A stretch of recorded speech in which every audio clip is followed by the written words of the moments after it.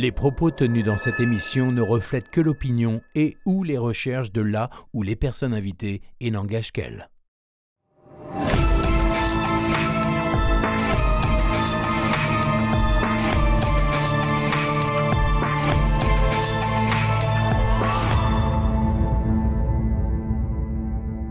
Salut à tous, si on connaît la zone 51 américaine, on connaît moins la zone 51 russe. On va y remédier avec François Garigeau.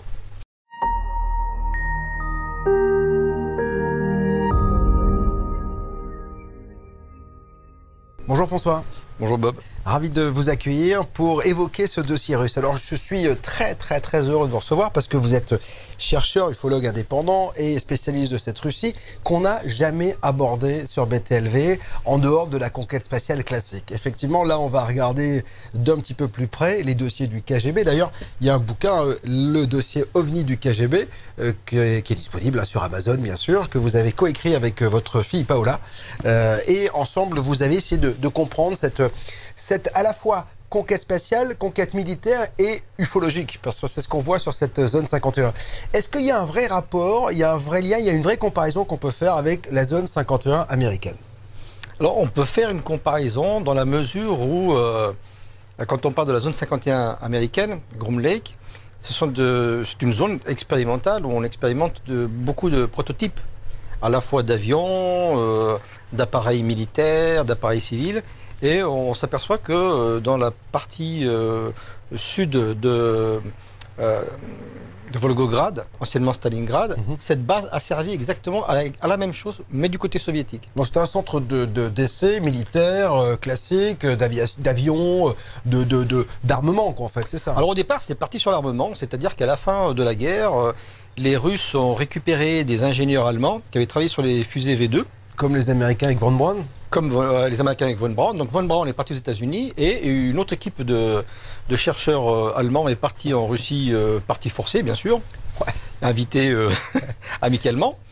Et ont développé, au départ l'idée était celle-ci, c'est-à-dire développer de l'armement militaire, utiliser la physiologie allemande à des fins militaires russes. Et puis quand ils ont fini de capturer la technologie et le savoir-faire des Allemands, ils les ont renvoyés chez eux. Et en renvoyant chez eux, ils ont témoigné que les Russes étaient également de leur côté en train de développer ce type d'armement. Donc les Américains en ont entendu parler. Et ils n'avaient pas d'équipement volant pour prendre des photographies, des films. Donc ils ont demandé à la Royal Air Force d'envoyer un Canberra qui est allé visiter la zone, filmer, photographier. Malheureusement, l'avion a été suivi au radar depuis la Tchécoslovaquie jusqu'en Russie. Il a été attaqué par un MiG. Un MiG, c'est un avion russe. Hein. Un avion russe, à réaction, puisqu'il y a une base à côté de Kapustin Yar qui s'appelle Vladimirovka, qui a tous les appareils et tous les prototypes connus et imaginables et inimaginables de l'aviation soviétique. Et donc, ils avaient déjà à l'époque le fameux MiG, l'avion supersonique, qui va prendre en chasse le Canberra. Il ne va pas le détruire. Le Canberra va réussir à atterrir à Tigris en Iran. Et puis la CIA va découvrir qu'effectivement, ce qu'avaient dit les ingénieurs allemands était vrai. C'est-à-dire qu'il y avait une base qui était implantée en plein milieu de la steppe, et puis qui développait l'équivalent de la physiologie américaine. Dans le sens, les V2 étaient utilisés à la fois par les Américains et par les Russes, dans le sens de l'utilisation de la bombe atomique. Donc voilà, c'est fusée à destination bombe atomique. Bah c'est là où ça a dû interpeller les Américains, parce qu'il faut rappeler qu'on est en guerre froide, que la tension est à son paroxysme entre les Américains. En tout cas, elle va sur ce chemin d'une peur absolue des Américains. C'est l'ogre rouge, celui qui c'est le communisme, donc on a peur. Et puis on sait que les Russes ont de l'argent et qu'ils ont une envie féroce et une haine féroce des Américains aussi. Donc la haine, elle est réciproque. Donc on se méfie de tout cela. Mais en même temps, qu'il y ait une zone militaire secrète où on fait des essais, en France aussi, on avait le plateau d'Albion, on a toujours eu dans tous les pays. Et c'est normal. Donc voilà. Donc jusque-là, rien d'extraordinaire, si ce n'est qu'effectivement, ils récupèrent des ingénieurs qui ont collaboré avec von Braun. Donc ils ont une technologie, celle des V2, qui va permettre aux Américains de partir dans l'espace. Et ce qui va certainement permettre aux Russes aussi de partir en l'espace. De faire de même, c'est-à-dire que les Russes, à la Kapustin Yar, disposaient de Korolev. Korolev, qui en russe signifie le roi. Et le Korolev, c'est l'équivalent de Von Braun. Il va suivre exactement le même parcours que Von Braun, c'est-à-dire qu'il va partir des fusées à des fins militaires, et lui aussi va développer le premier cosmodrome à destination de l'espace à Kapustin-Yar. Donc jusque-là, c'est le parcours classique de l'ingénierie de la Seconde Guerre mondiale, c'est-à-dire c'est la guerre froide, on part sur de l'armement, et puis on voit qu'il y a une possibilité d'envoyer dans l'espace quelque chose d'autre. Donc les deux vont se mettre en parallèle et vont suivre un petit peu les chemins identiques.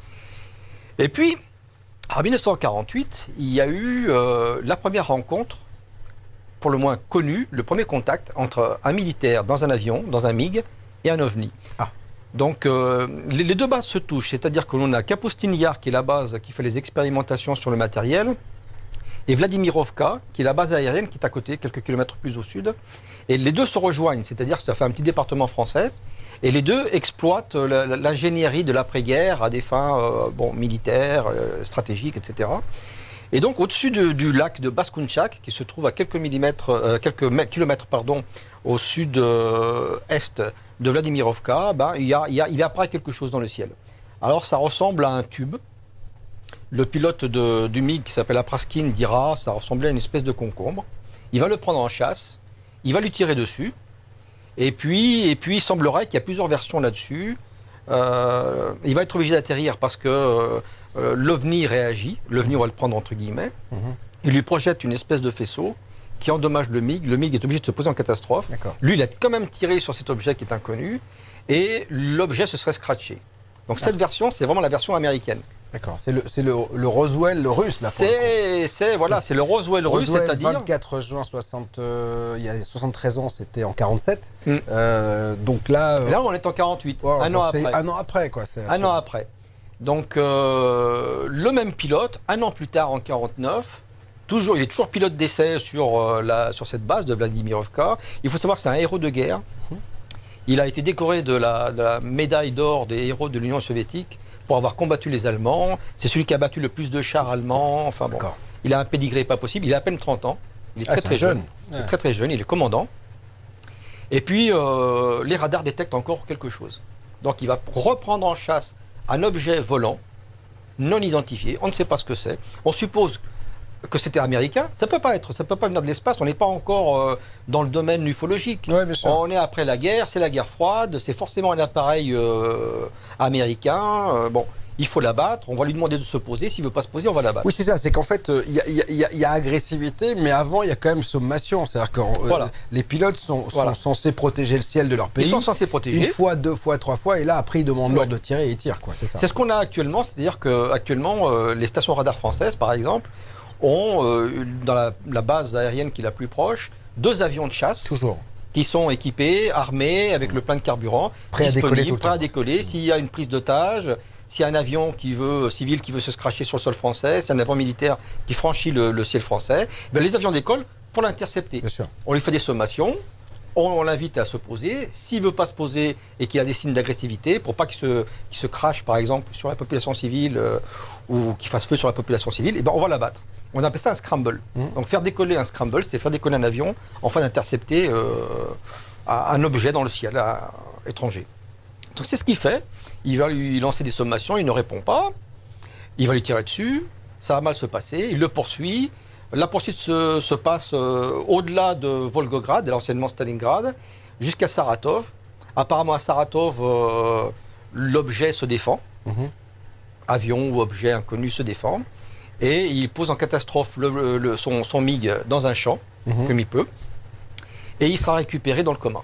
C'est-à-dire il a perdu connaissance. Suite à cela, il a été démis de ses fonctions, parce qu'il était quand même sous le choc. Il racontait des histoires un peu d'objets volants, de concombres volants, de lumière dans le ciel. J'étais aveuglé, il y a un faisceau qui a été projeté contre moi. Donc ça c'est un peu... On a pensé qu'il était un peu... Ouais, le gars il est un peu borderline. On sait bien qu'il y avait quelque chose dans le ciel, mais bon, il raconte quand même une histoire qui est complexe. Et donc on va l'inviter dans une espèce de sanatorium militaire. Et là c'est le drame pour lui. Qui est à Saratov. Et là c'est le drame pour lui. Donc ça va durer entre 2 mois et demi et 6 mois. Et il va être traité à ce qu'on appelle l'insulinothérapie. Ouais. C'est-à-dire qu'on lui met des doses d'insuline, petites et de plus en plus grandes, de façon à provoquer une espèce de coma ou semi-coma. Et la personne était une espèce de zombie. Bon, il a il a un légume, il pense pas, il se traîne. Donc ça va quand même durer un certain temps. Sa femme, sa fille et puis sa mère vont aller le voir en disant bon, c'est quand même un héros de guerre, vous pouvez pas le traiter comme ça. Regardez dans quel état il est. Le gars, il raconte pas quand même des bêtises. Enfin bon, il faut le sortir de là. Vous pouvez pas le laisser comme ça. Donc il va sortir quand même de son hôpital un peu sous choc. On lui dit qu'il ne reprendra pas du service à Vladimirovka. On l'envoie dans le Grand Nord. Donc le Grand Nord, c'est Sibérie, tout ça par là-bas? L'Arctique, la Sibérie. C'est la punition, quoi. Ouais, c'est la punition. Donc là, effectivement, on va lui faire utiliser quand même certains appareils expérimentaux parce que les Russes aussi essaient d'aller espionner les États-Unis. On n'est pas loin en plus. On n'est pas loin, il suffit de se passer un peu le pôle discrètement et puis revenir. Et puis au bout d'un moment, quand même, on lui dit bon, ta carrière va quand même s'arrêter parce que lui, il veut reprendre du service. Eux, ils veulent pas avec ce qui s'est passé. Et puis il raconte comme des propos un peu borderline, c'est-à-dire que ces histoires d'OVNI, bon, on est quand même au sortir de la guerre. Tout ça, ça n'existe pas. Ça peut être que de l'invasion étrangère, que les Occidentaux qui viennent polluer l'esprit des Soviétiques. Et donc, on va lui donner une fonction de directeur dans une usine de mécanique à Moscou. Puis sa famille est à Saratov. Donc on est en 1951, il va quitter sa région de Saratov pour aller s'installer à Moscou et il prend le train. Donc les trajets en train soviétique sont longs, particulièrement longs. Et dans son wagon, il va rencontrer un professeur à qui il va raconter son histoire. On est en 1951. Alors le professeur, il trouve ça extraordinaire. C'est bien, bon. Est-ce que je peux le raconter à d'autres personnes? On lui dit oui, tu peux raconter ça, mais bon, tu sais, moi... ça m'a coûté ma carrière, ça c'est un truc... Fais attention, quoi. Fais attention, moi je me rappelle plus très bien. Depuis que je suis sorti de l'hôpital, je suis pas vraiment sûr de ce que j'ai vu. Bon. Rentré chez lui, le professeur va taper ça sur une machine à écrire, et puis il va diffuser à ses amis de l'université, aux professeurs, cette histoire, en disant j'ai rencontré un gars, tiens, tu vas me lire ça, c'est intéressant. Donc les Russes savaient qu'il s'est craché quelque chose, potentiellement craché quelque chose, à Kapustin Yar, en 1948. Alors je dis bien potentiellement parce que la légende qui vient entourer cette base va se créer là-dessus. C'est-à-dire que on va dire que la base a été fondée sur place suite au crash. Ouais, c'est ça. C'est comme si la soucoupe de Roswell s'était crashée à Roswell. Et qu'on avait construit la base. Et on construit la zone 51 autour. Okay. Alors qu'au départ, c'est pas tout à fait ça. C'est pas tout à fait ça. Et bon, là-dessus, on va aussi déborder sur le sujet, c'est-à-dire si un ovni ou des ovnis sont tombés en Russie, eh ben, c'est forcément à cet endroit-là, puisque c'est le centre névralgique du développement de tout ce qui est volant en Russie.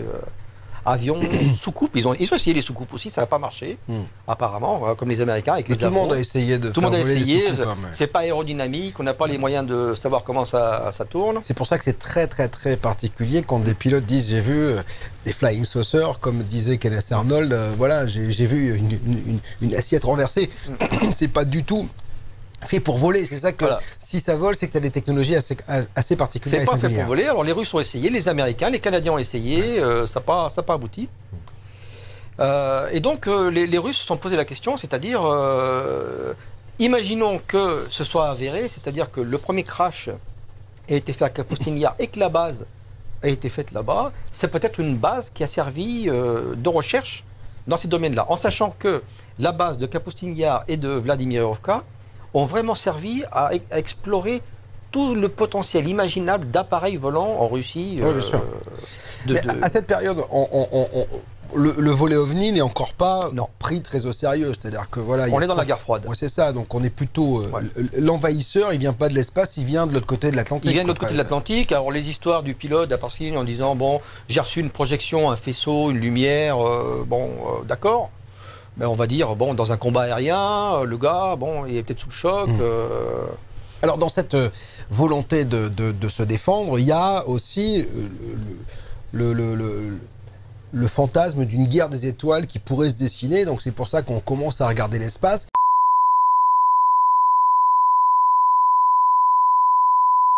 Nous interrompons ce programme pour vous rappeler que BTLV a besoin d'abonnés pour continuer à vous proposer ces émissions. S'abonner à BTLV.fr, c'est avoir accès à des centaines d'heures de productions inédites sans pub et l'assurance de soutenir un média libre que vous aimez. Sans vous, BTLV.fr disparaîtra. Retrouvez les liens d'abonnement dans le chat et les commentaires. On compte sur vous. Merci.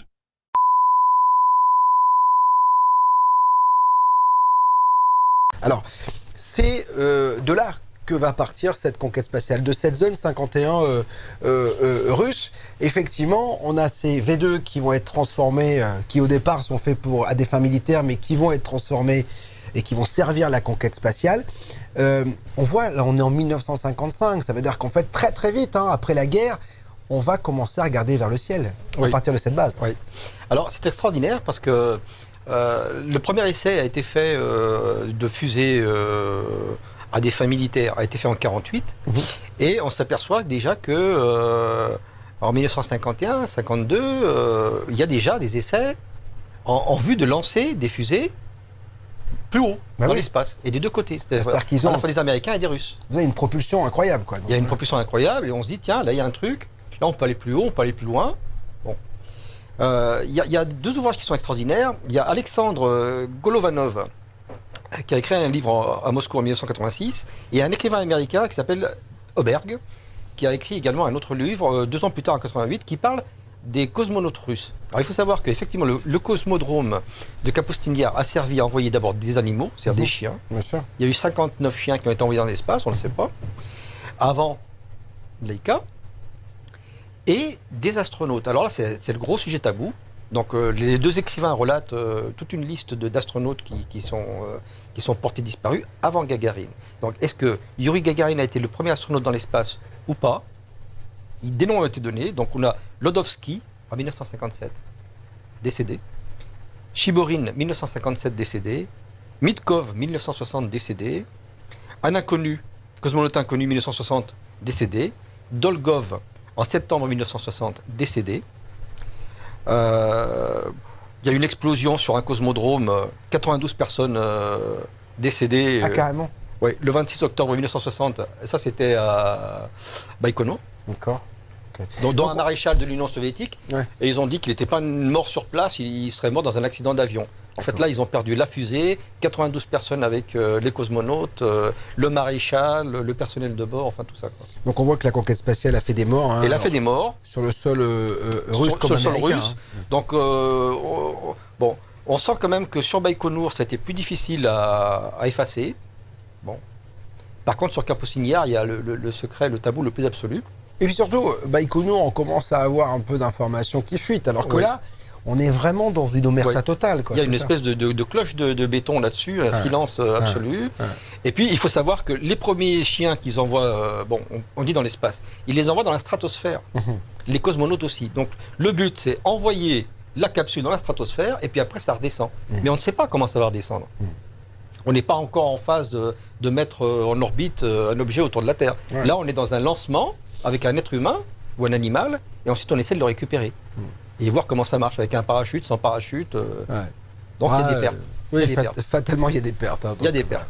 Donc effectivement, on a vu la bande-annonce sur le sujet du film. Donc il y a eu des héros qui ont sacrifié leur vie pour la nation. Il y en a qui ont réussi dans leur mission, et il y en a d'autres qui sont... malheureusement décédés. Qui sont malheureusement décédés.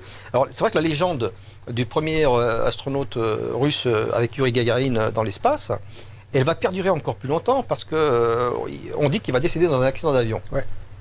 Et puis on va montrer sa dépouille qui est complètement carbonisée à la télévision. On a fait des photographies, toutes les éminences, les généraux, tout le monde va défiler devant sa dépouille, une espèce de reste de carcasse calcinée.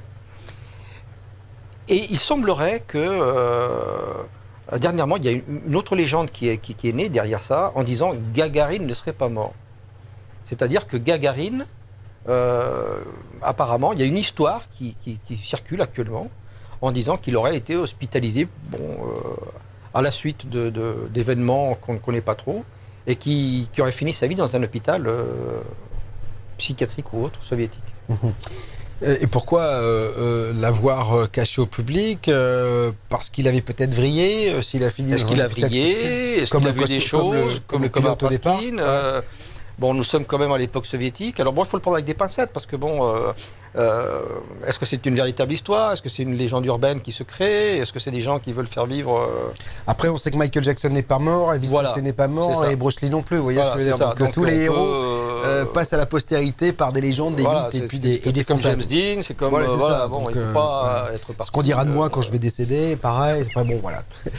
François, on est sur cette conquête spatiale, et puis on va revenir aux ovnis, parce que fatalement, le fantasme de la zone 51 vient du fait aussi qu'après le crash de Roswell, on a récupéré aux États-Unis des débris, même peut-être des corps d'être venus d'ailleurs, et qu'on les aurait stockés et étudiés dans cette zone 51. Est-ce qu'il y a là aussi il y a un parallèle avec la zone 51 russe? Est-ce qu'on a récupéré des trucs? Alors effectivement, donc voilà, la zone 51 russe, très vite, les Américains, la CIA va s'intéresser au sujet et vont s'apercevoir qu'il y a le volet conquête spatiale qui est très bien avancé, très bien développé, mais il y a aussi autre chose, c'est-à-dire que il y a eu également du côté soviétique des crashs, on va dire d'ovnis, c'est-à-dire d'objets volants non identifiés.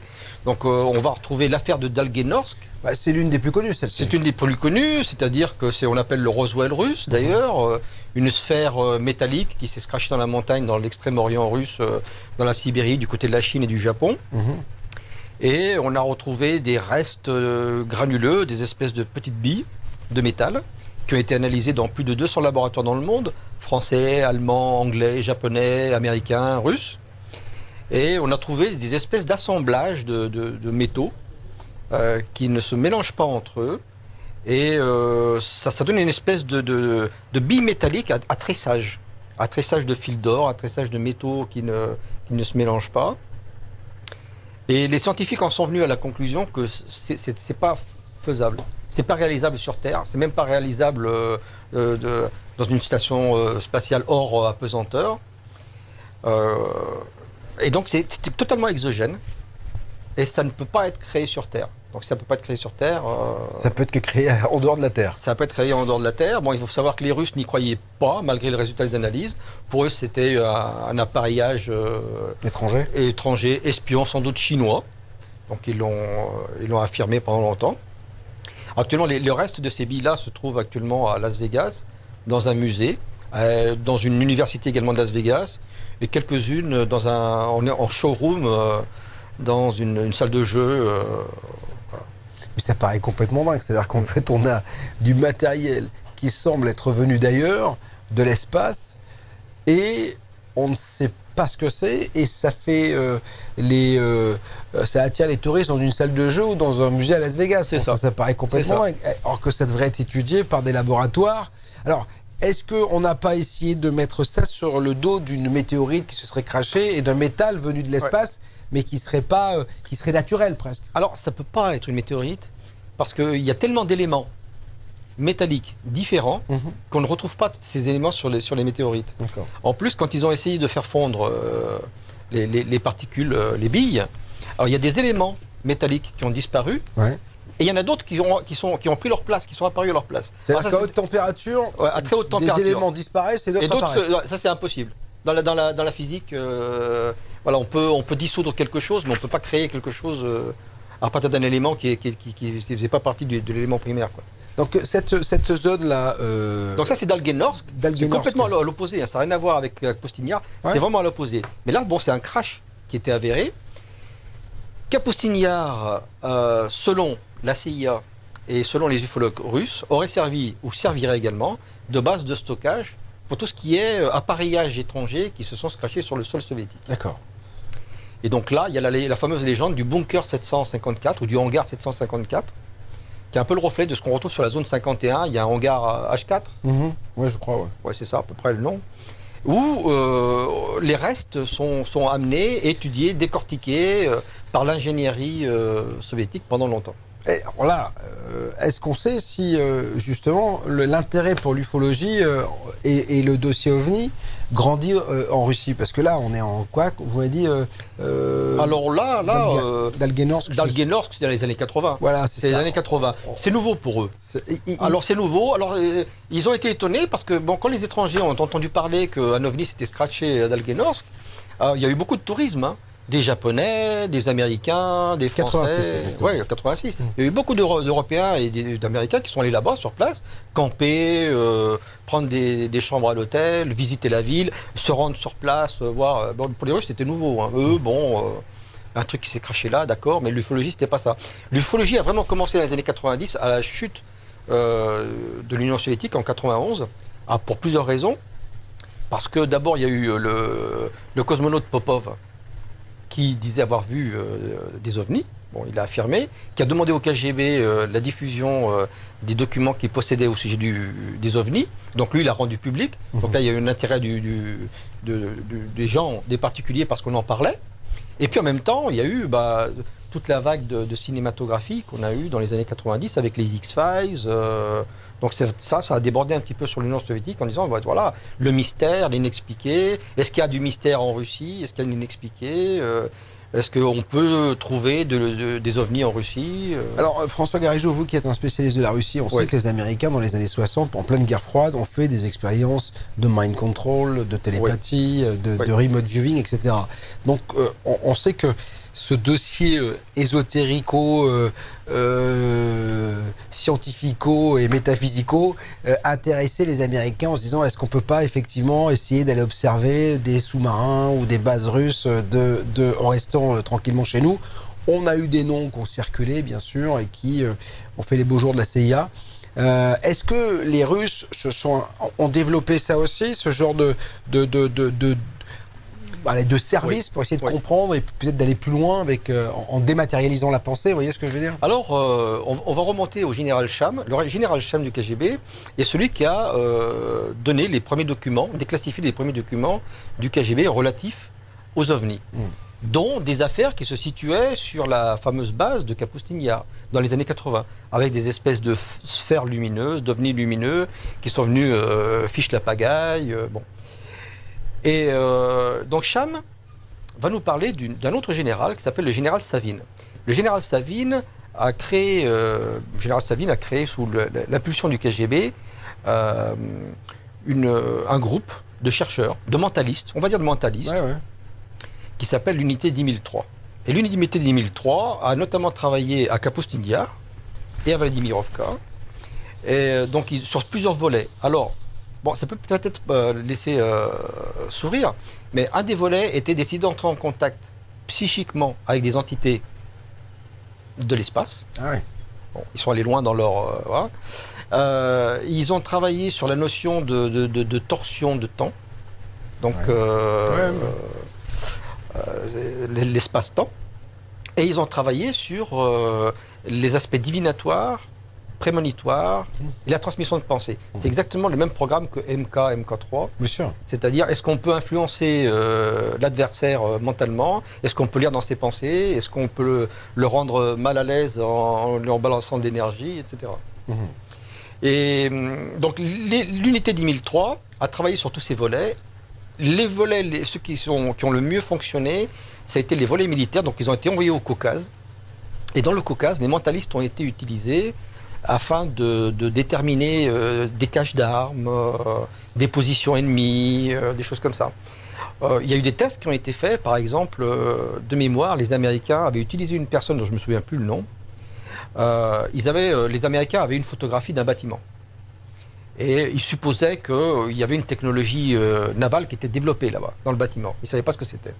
Et ils l'ont mis dans une enveloppe, fermée, scellée, ils l'ont donnée à ce mentaliste américain, et qui leur a dit que le plus grand sous-marin jamais construit en URSS était en développement à l'intérieur de son hangar, qui ressemblait à rien, et qu'il était furtif, qu'il avait un nouveau matériau, un nouvel engin de propulsion, etc. etc. Et tout ce qu'il a dit s'est avéré vrai. Donc ça, c'est du côté américain. Et du côté russe, toutes les détections qu'ont proposées les agents de l'unité 10003 se sont avérées réelles. C'est-à-dire position de l'ennemi, matériel, cache d'armes, prévision de frappe aérienne ou terrestre, etc. Donc sur ce côté-là, ça a fonctionné.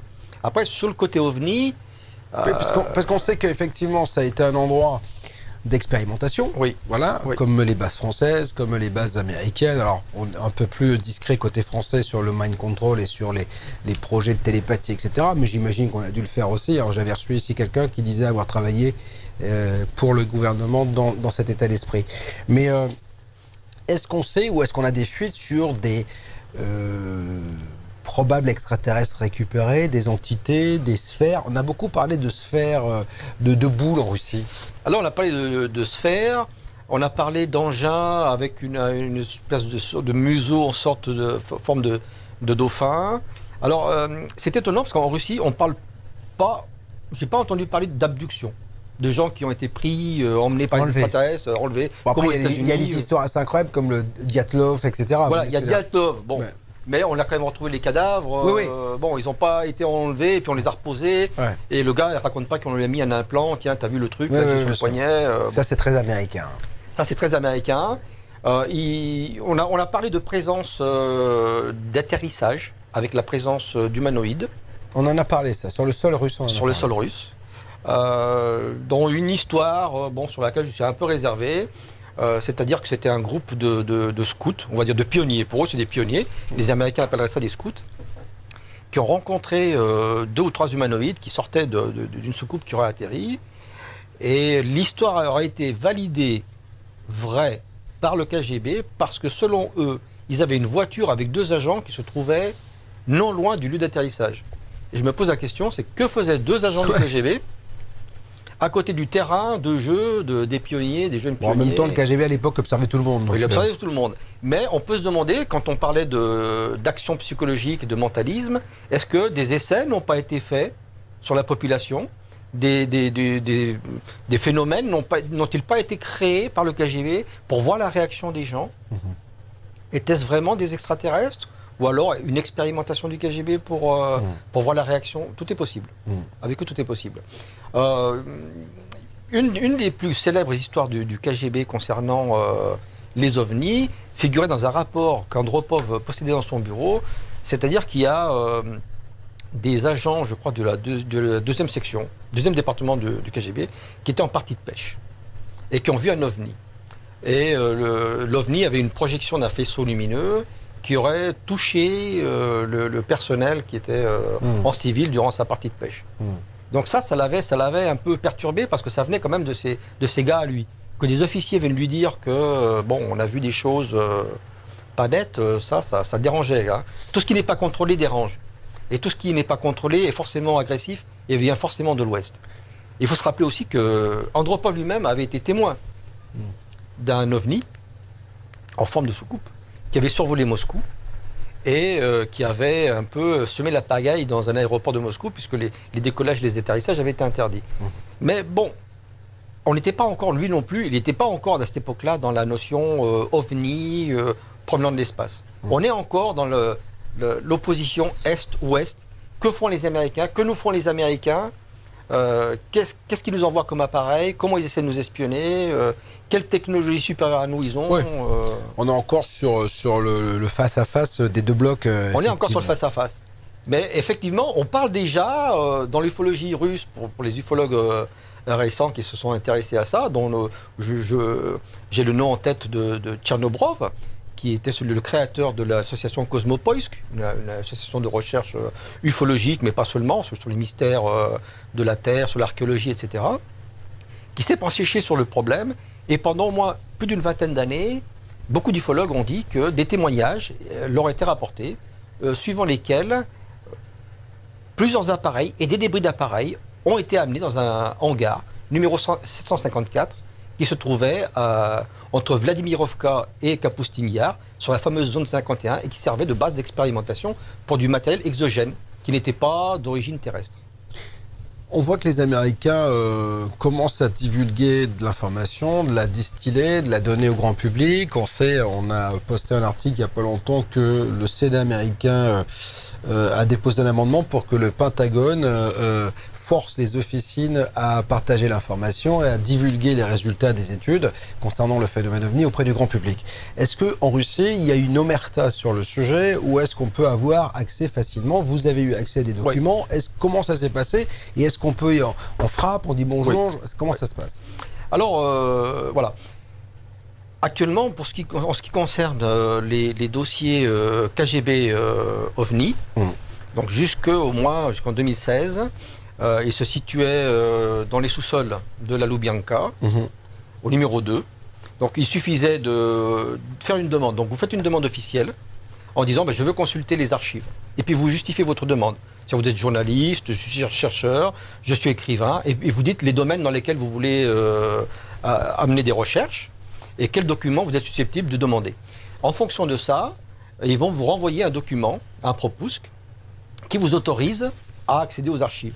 Ce document, vous allez le présenter sur place. Ils vont vous dire, par exemple, vous êtes autorisé pour une période d'1 mois, 1 semaine, 3 semaines, 4 semaines, de telle date à telle date. Et vous allez vous présenter avec ce document, ils vont vous donner un pass, et le pass va vous donner accès aux archives. Alors après, là où ça va se corser, c'est vous ne pouvez pas leur dire, je veux toutes les archives sur les ovnis, parce que ça ne va pas marcher. Alors les ovnis, l'abréviation en russe, c'est NLO. Sauf que quand vous leur demandez des archives NLO, eh bien, il n'y en a pas. Parce qu'ils les ont classées en anomalie. En AIA. Donc déjà, il faut le savoir. Ça commence à... Voilà. Vous leur demandez des ovnis, on en a, il n'y a pas de souci. Vous leur demandez du NLO, on n'en a pas. Et là, mystère, paf. Et ensuite, il faut leur dire ce que vous voulez. C'est-à-dire, je veux à peu près à telle date, à tel endroit, et à ce moment-là, ils vont vous chercher des archives, et ils vous les communiquent. Alors, ce qui ne veut pas forcément dire qu'ils vont tout vous communiquer. Ouais, bien sûr. Mais ils vont vous communiquer des documents. On a de l'espoir parce que... Ils sont en train de microfilmer toutes leurs archives et en théorie, tout va être transmis dans les prochains mois et voire les prochaines années, je ne sais pas combien de temps ça va leur prendre, aux archives nationales de Moscou. Où, bon, le système est le même, c'est-à-dire que vous avez une carte de consultation pour les archives, mais les entrées et les sorties seront quand même beaucoup plus libres que dans les locaux du KGB, qui sont très, très jolis à voir d'ailleurs. Le KGB donc ne fait pas visiblement de rétention d'informations. Elle caviarde quelque chose. Il garde bien quelque chose. Les ovnis, il ne fait pas une rétention totale. Sur d'autres sujets, je ne sais pas. Un peu voilà. Ça dépend dans quoi vous allez mettre le doigt. Ils vont peut-être vous dire, bon là... On a parlé de la conquête spatiale. Est-ce qu'il y a des cosmonautes, vous m'avez dit qu'il y en a un qui a dit que... Est-ce qu'il y en a eu d'autres depuis 1990 qui disent avoir vu des choses assez particulières? Je me souviens, moi, d'avoir lu un reportage d'un cosmonaute roumain, il y a eu un roumain, un ukrainien, non, c'était un chinois, je crois, qui avait dit qu'il avait vu des choses assez particulières, mais bon, ça peut être plein de choses, ça peut être des débris de l'espace, etc. Est-ce qu'il y a eu des cosmonautes de l'Est? Il y a eu des cosmonautes de l'Est, donc il y a eu... quand on regardait Edgar Mitchell, tout ça, machin américain, dit, on a été suivis, on a été observés. Est-ce que les cosmonautes russes se sont lâchés un peu? Il y a plusieurs cosmonautes russes qui ont dit avoir vu des choses. À ma connaissance, cosmonautes tchèques aussi, roumains aussi, ukrainiens aussi. Alors ensuite, l'analyse de ce qu'ils ont vu, porte bien sûr à débat, c'est-à-dire, dans certains cas, on va leur dire c'est un débris de l'espace, ça peut être un reflet, mais l'aspect cinétique, c'est-à-dire le mouvement, la rapidité, l'accélération, la décélération, le changement de cap, tout ça quand même reste intriguant parce qu'on se dit c'est pas possible qu'un débris puisse prendre une accélération comme ça. Qu'il y ait des mouvements erratiques comme ça. Est-ce que l'aviation civile russe, par exemple, se doit de mentionner le contact avec un OVNI, etc. Est-ce que... Donc, comme dans toutes les aviations, donc chaque incident de vol doit être signalé, y compris éventuellement, si vous croisez un appareil qui n'est pas signalé et qui n'a pas de transpondeur et qui s'approche de vous, donc vous êtes obligé de le signaler comme étant potentiellement dangereux, parce que vous avez des passagers à bord, on ne sait pas ce que c'est. Actuellement, l'identification des avions de ligne civile se fait par transpondeur. C'est-à-dire il va vous donner l'altitude, le numéro, etc. Donc tout ce que vous croisez qu'il n'y a pas de transpondeur, c'est déjà... c'est exogène, donc il faut le signaler. C'est exogène. Alors si en plus vous le détectez au radar, alors là, c'est forcément un appareil. Ça ne peut être qu'un appareil, puisqu'il est détecté. Mais bon, est-ce que c'est un appareil américain, espion? Est-ce que c'est un appareil chinois? Parce que bon, les pays qui peuvent développer ce genre de technologie, il n'y en a pas 36 000. Il y aura éventuellement l'Union européenne, avec la France et l'Allemagne, qui pourraient faire un développement technologique stratégique commun. Peut-être avec l'Angleterre. Ensuite, l'Amérique et la Chine, c'est des millions de dollars et d'euros. L'Inde, maintenant, avec l'argent qu'ils ont, l'Inde est bien placée, donc ils ont effectivement... et puis les Émirats arabes aussi, qui développent leur conquête spatiale aujourd'hui, et qui commencent à se doter de choses assez incroyables, parce qu'il y a des pétrodollars, et donc avec l'argent... effectivement, on peut rencontrer dans les airs des appareils qui peuvent peut-être ne pas venir de l'espace, mais qui sont bien terrestres, et qui sont quand même des objets volants non identifiés, puisqu'on n'a pas réussi à... Sans compter tous les drones qui sont sans compter les drones expérimentaux, donc les Russes aussi ont leurs drones. Bien sûr. Alors, est-ce qu'il y a une officine comme le GEPAN français en Russie? Parce que là, on parle du KGB, c'est les services secrets qui s'intéressent à ce sujet, ou est-ce qu'on a dédié, on sait que le GEPAN, c'est à la fois militaire et à la fois scientifique, c'est à deux facettes. Est-ce que les Russes ont ce genre d'officine aussi ou pas? Alors, c'est vrai que le KGB s'intéressait à tout. Et en particulier à tout ce qui pouvait nuire être ennemi du pouvoir. Voilà, ennemi du pouvoir et la sérénité. Il faut que le peuple soit serein. Donc ensuite, il y a eu une affaire extraordinaire qui s'est passée en 1978 à Petrozavodsk, c'est au nord de la Carélie, je crois que c'est la capitale de la Carélie d'ailleurs, où est apparue une espèce de méduse dans l'espace. Une méduse avec des projections de lumière, des projections de faisceaux, qui ont perforé d'ailleurs les volets des maisons, les vitres des maisons, qui ont fait des forages, et qui a été plus ou moins lié au lancement d'un satellite. Ça aurait pu être, suivant les détracteurs de l'ufologie, les restes du retour sur Terre des lancements d'un satellite. D'accord. Mais bon, quand on voit... rentrée atmosphérique de débris. Une rentrée atmosphérique, mais quand on voit vraiment le phénomène, on n'en a jamais vu comme ça, et ça ne se reverra plus jamais. C'est vraiment une espèce de tentacule, une méduse tentaculaire dans l'espace, avec des espèces de sphères lumineuses tout autour, avec détection radar, etc. La détection radar, là aussi. Et donc, à la suite de ça, là, le KGB s'est vraiment énervé. Parce qu'ils se sont dit, s'ils se sont énervés, c'est déjà que ce n'était pas eux. Ce n'était pas leur satellite, ce n'était pas des restes de leur satellite. Donc ils se sont dit, nous on a lancé un satellite, pendant qu'on lançait un satellite, quelques heures avant, quelques heures après, il s'est passé un phénomène. Ce phénomène qui s'est passé, c'est quoi? Est-ce que c'est un avion espion ennemi qui est venu sur nos terres naviguer? Bon. C'était toujours l'opposition Est-Ouest. Il faut bien se dire que la notion ufologique, elle est venue quand même sur le tard en Russie. Fin des années 90, milieu des années 90, plutôt années 2000. Hein. C'est la culture populaire peut-être qui a permis... C'est la culture populaire. J'allais presque dire, c'est le cinéma occidental. C'est nous qui leur avons apporté l'idée en disant, ben voilà, il y a X-Files, il y a ci, il y a ça. Ils ont dit, ah bon, ça existe. Ben, chez nous, on a vu des trucs, mais on ne pensait pas que ça pouvait être ça. Et donc, à la suite de Petrozavodsk, là, ça a remué. C'est-à-dire, le chef de l'État a dit, ben moi, voilà, ils ont ordonné à l'armée, notamment le KGB, parce que le KGB était quand même un des premiers employeurs de Russie. Ils ont employé plus de 220 000 gardes frontières. Donc ils lui ont dit, bah, vous allez nous faire remonter toutes les informations que vous voyez, toutes les observations, on veut tout savoir, vous faites tout remonter. Et en même temps, ils ont créé une commission. Ils ont créé une commission d'enquête civile, le 7KAN, avec des scientifiques. C'est le pendant du projet Blue Book, c'est ça? Voilà, c'est l'équivalent du projet Blue Book, qui a démarré avec 5 scientifiques avec Vladimir Jaja. Et puis, il y avait l'équivalent militaire. C'est-à-dire, on a dit aux militaires, quand même, tout ce qui est militaire, c'est votre sauce à vous. Faites remonter les informations, mais communiquez pas tout aux civils, parce qu'on ne peut pas mélanger...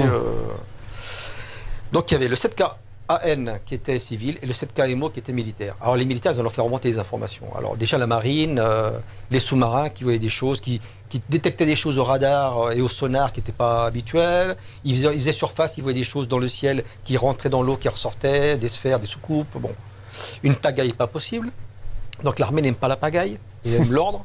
Tout ce qui ne contrôle pas, et qui s'approche trop près de leurs appareils, c'est pas bon. Alors ce qu'il faut savoir, c'est que les Russes ont quand même mis de l'argent sur la table. Alors j'ai du mal à croire que le projet Blue Book n'ait pas été budgété, parce que quand même quand on va sur l'internet américain, il y a des rumeurs de sommes colossales. Alors, il y en a qui ont dit que dernièrement, le dernier budget qui a été fait pour les ovnis en Amérique, c'était 22 millions de $. Ouais, sur 5 ans.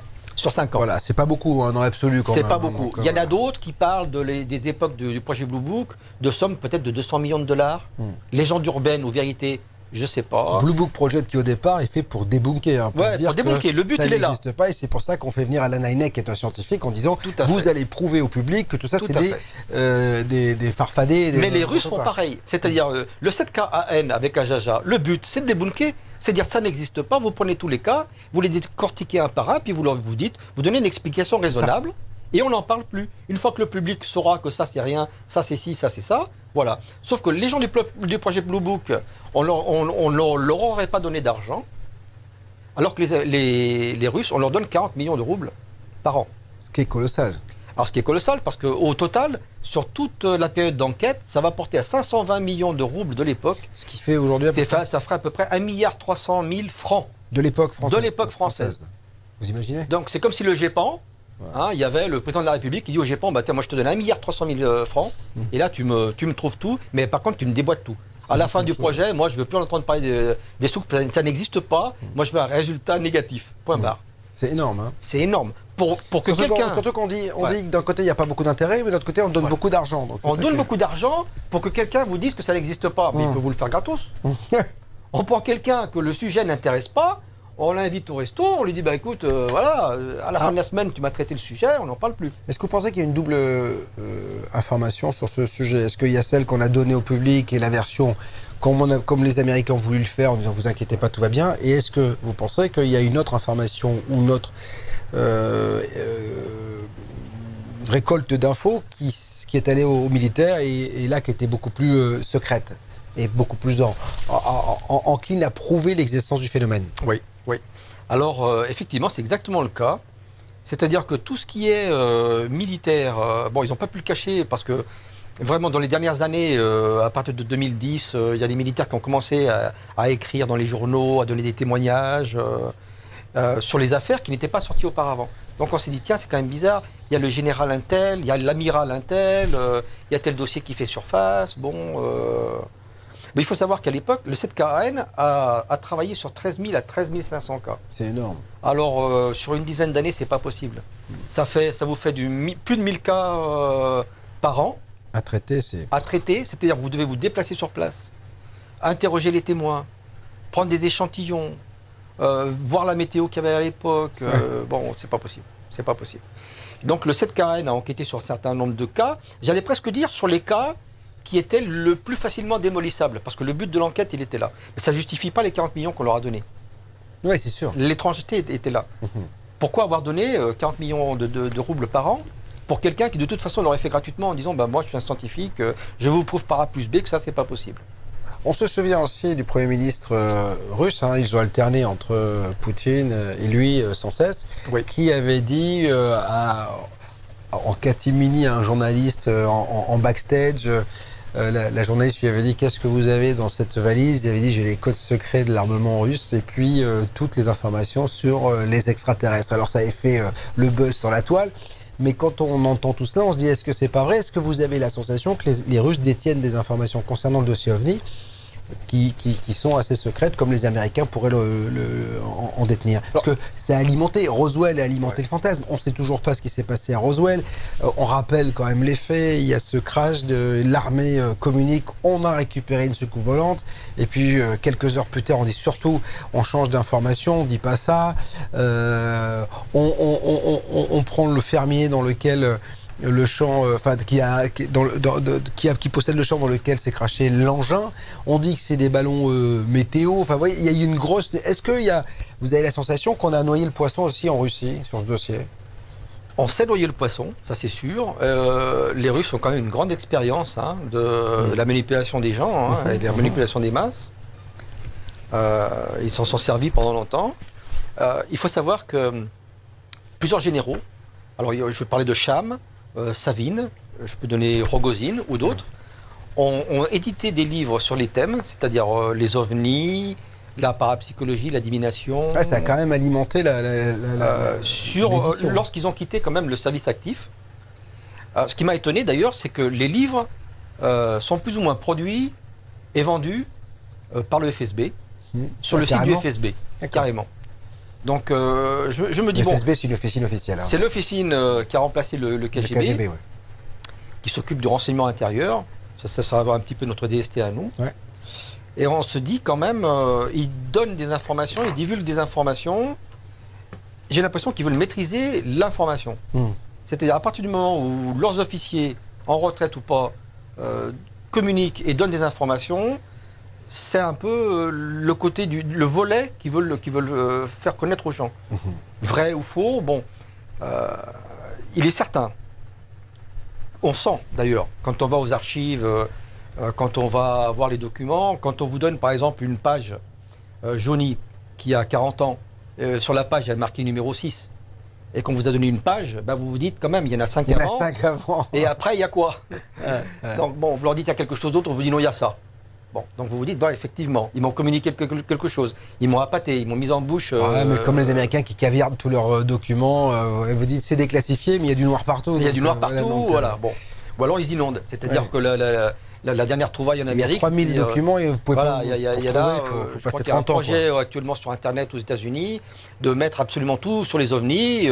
Ils ont listé déjà 130 000 possibilités. Donc au bout d'un moment, ils vous ont noyé. C'est un peu ce qui est arrivé au 7K, c'est ce qu'on disait, 13 500 dossiers, donc intraitables. Donc ils ont pris vraiment les dossiers qu'ils pouvaient démolir pour satisfaire le gouvernement. Et puis le reste des dossiers, ils les ont mis ils ont rangé dans une espèce de cave qui a été inondée. Donc ils ont perdu énormément de dossiers.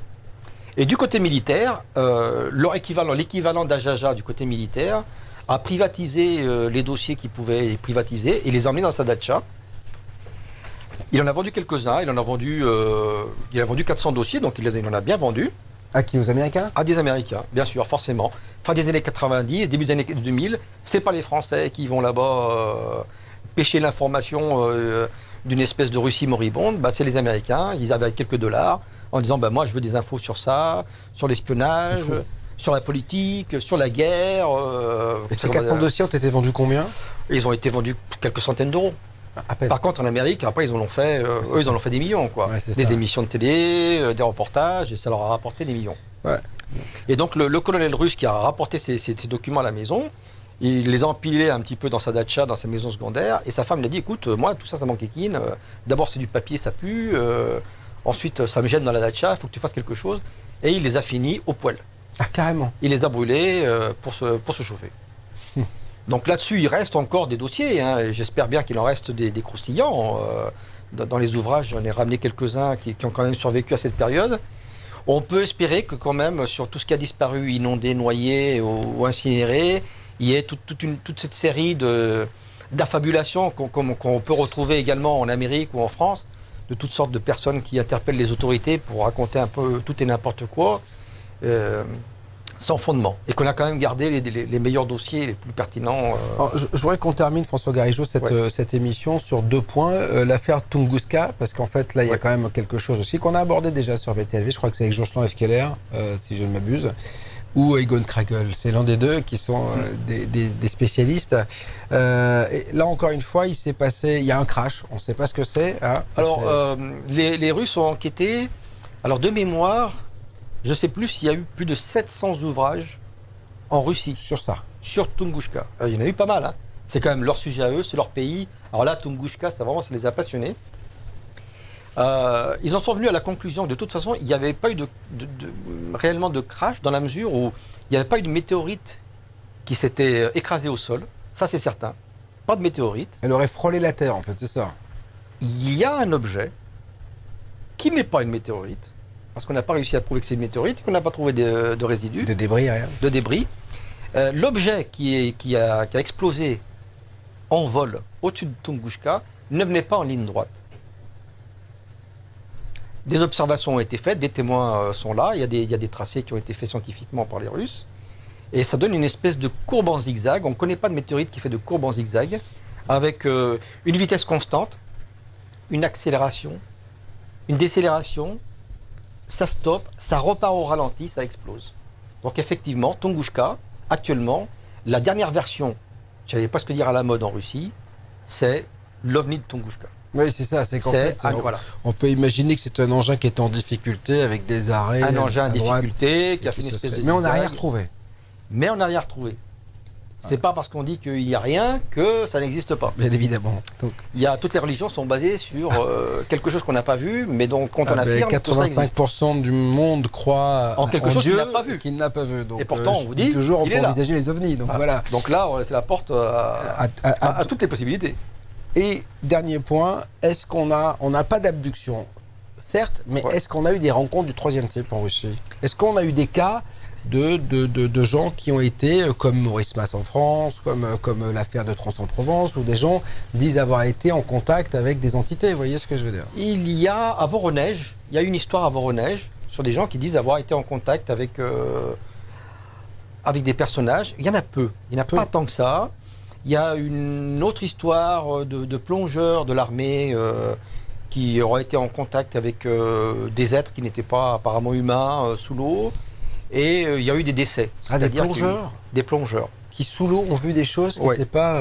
C'est génial ça, parce que ça, on a rarement parlé. Rarement, on n'a pas parle parlé des OANI, mais que des plongeurs aient été... et suivi de la perte d'un certain nombre de plongeurs qui sont décédés suite à ça. D'accord. Mais effectivement, il n'y en a pas tant que ça. C'est pas... Il y a beaucoup d'observations, alors de sphères, de choses lumineuses.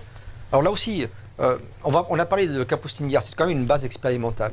Donc il y a beaucoup de gens qui ont vu beaucoup de choses, c'est-à-dire des fusées, des tentatives d'envoi de satellites sur la stratosphère, d'avions expérimentaux.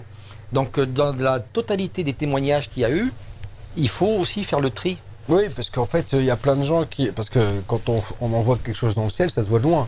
Ça se voit de loin.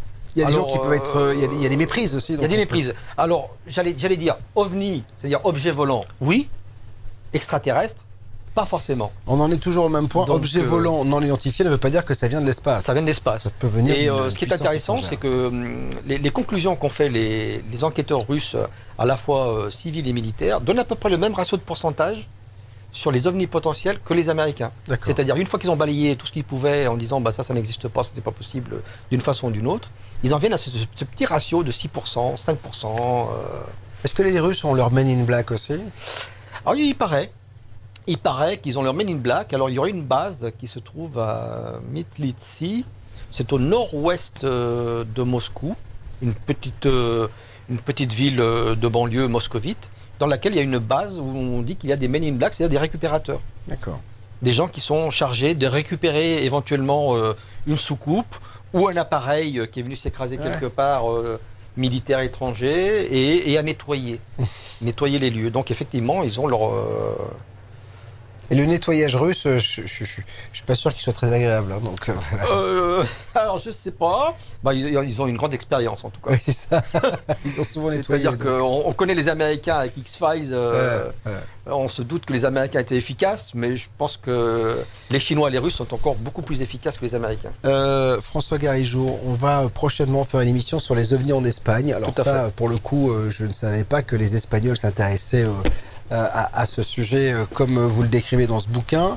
Est-ce qu'il y a en Russie, parce que vous me dites qu'en Espagne il y a des émissions, on s'intéresse énormément, est-ce qu'en Russie on a des émissions sur le phénomène OVNI, sur la parapsie, sur l'étrangeté, le mystère inexpliqué, comme BTLV par exemple? Alors il y a beaucoup d'émissions, curieusement sur les OVNI, pas tant que ça. Il y a eu un grand engouement dans les années 90-2000 pour ça, parce que justement, encore une fois, il y avait X-Files, il y a les touristes étrangers qui sont venus. Les touristes étrangers ont amené leur culture en disant bah il y a ça chez nous, et vous, et vous, et vous. Par contre, sur la parapsychologie, l'extrasens, la médiumnité, la vie après la mort, la spiritualité, alors là, les émissions cartonnent. Il y en a une qui s'appelle Bitva Extrasens, c'est-à-dire la bataille d'extra-lucides, de médiums, et qui dure depuis une vingtaine d'années. Alors elle fait un buzz, elle fait un tabac, elle explose l'audimat. Elle rapporte un maximum. Alors il faut savoir que le patriarcat orthodoxe de Moscou veut depuis des années arrêter ce genre de diffusion d'émissions parce que le paranormal, l'extraordinaire, le diabolique, l'inexpliqué, tout ce qui peut mettre à la fois en exergue, ben, c'est pas possible. Ils n'ont pas réussi. Ce qui est fou, c'est que... Ce sont des émissions qui se vendent le mieux. Et celle-ci est Pousse Gavariat qui est un peu le talk show où les gens viennent raconter leurs histoires. Ben, je suis marié 3 fois, 10 fois, je suis marié avec ma belle-mère, voilà. C'est un peu la télé-réalité. Ouais, donc de ce côté-là, on peut dire que la culture européenne et la culture américaine a vraiment franchi la frontière avec la Russie. Ils y sont. Ils ont mis les deux pieds dedans. Ils sont dans la télé-réalité, mais à fond. Bon. François Garigeau, merci d'être venu pour le dossier OVNI du KGB et merci à vous. Cette zone 51 russe sur laquelle on reviendra c'est sûr. Je rappelle que vous serez également aux Rencontres du Mystère et de l'Inexpliqué. Ce sera les 27 et 28 novembre prochains à Lyon, dans votre ville de Lyon, en sachant que ce sera bien sûr en fonction des mesures prises par le gouvernement dès la rentrée, parce que on ne sait pas comment ça va se passer avec la Covid. D'ailleurs, on dit la Covid maintenant. Ah, c'est passé au féminin. Le Covid, on Toute dit la Covid. féminine, alors, c'est ça. Hein. Voilà, et la pandémie. Merci 1000 fois. Bientôt OVNI en Espagne. Passez une excellente soirée, journée, quel que soit l'endroit où vous vous trouvez. Merci d'avoir choisi BTLV. Merci François, et à bientôt. Merci.